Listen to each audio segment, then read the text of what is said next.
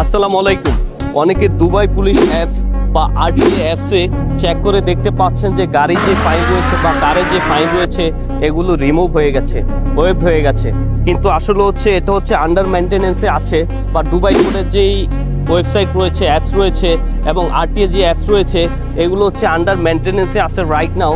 So you have to wait till next week. Update হওয়ার জন্য আপনারা একটু ওয়েট করতে পারেন। যখন আপডেট চলে আসবে তখনই আপনারা এক্স্যাক্টলি জানবেন ফাইন কি রিমুভ হয়েছে কিনা। সো আপনাদেরকে ওয়েট করতে হবে। এই জন্য অনেকেই খুশি হয়ে গেছেন যে ফাইন রিমুভ হয়ে গেছে। সো এই জিনিসটির জন্য আপনারা অন্তত কিছুদিন ওয়েট করুন। যখন আন্ডার মেনটেনেন্স যে অ্যাপসগুলো রয়েছে দুবাই গভর্নমেন্টের, ম্যাক্সিমাম অ্যাপসেই কাজ চলছে, এখন আন্ডার মেনটেনেন্স চলছে। Just wait for some days, then is gonna be updated. এই জন্য আমি বলি কিছুদিন ওয়েট করুন, দেন আবার আপডেট আসলে আমি আপনাদেরকে জানাবো। এই পর্যন্ত ভালো থাকবেন। Thank you so much.